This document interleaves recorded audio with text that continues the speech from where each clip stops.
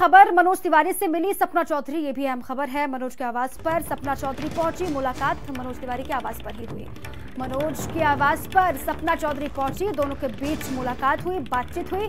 कल कांग्रेस में शामिल होने से पलटी मारी थी सपना चौधरी ने, कांग्रेस का सपना तोड़ दिया था और अब आज बीजेपी के सांसद मनोज तिवारी से मुलाकात की तस्वीर सामने आ रही है। अब फिर बीजेपी सांसद मनोज तिवारी से मुलाकात सपना चौधरी की। अब इसको लेकर सरगर्मियां तेज हो गई हैं कि क्या सपना बीजेपी ज्वाइन करेंगे।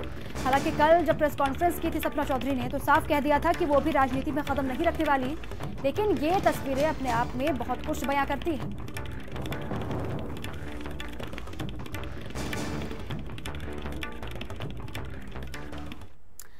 अब बीजेपी के सांसद मनोज तिवारी से हमारे संवाददाता कुमार पुष्कल ने खास बातचीत की है, वो भी आपको सुनाते हैं।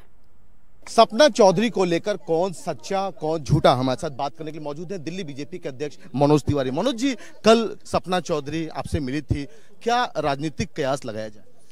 आप राजनीतिक कयास इसका क्यों लगा रहे हैं कि हमसे मिली तो आगे क्या होगा? ये तो मैं समझता हूं कि मैं आपसे प्रार्थना करता हूं कि आप उस धोखे पे फोकस करिए जो कांग्रेस ने उसको 48 घंटे में दिया है।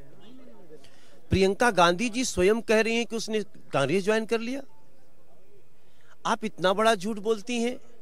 आप एक भोले भाले आर्टिस्ट को कहीं बुला लिए चाय पे 10 दिन 15 दिन पहले कभी, और आप कहती हैं कि उसने कांग्रेस ज्वाइन कर लिया और उसको पीसी करना पड़ रहा है कि मैं बिल्कुल कांग्रेस से नहीं हूं, मैं बिल्कुल उनका प्रचार नहीं करूंगी।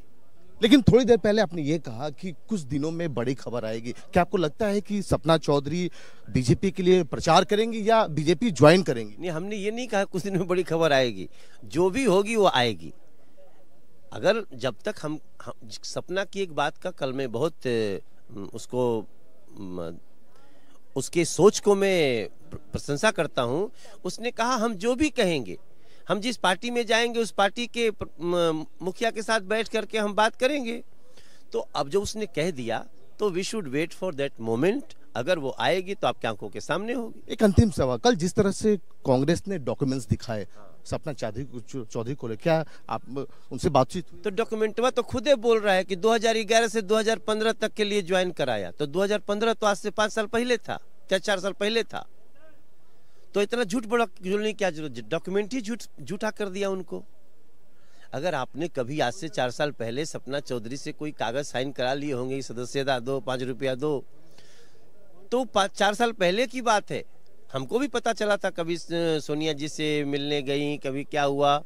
तो बाद में हमसे संपर्क हुआ तो बोली सर मैं तो नरेंद्र मोदी को दोबारा पीएम चाहती हूँ। ये कई बार कह चुकी है वो। आपसे बात करने के लिए शुक्रिया।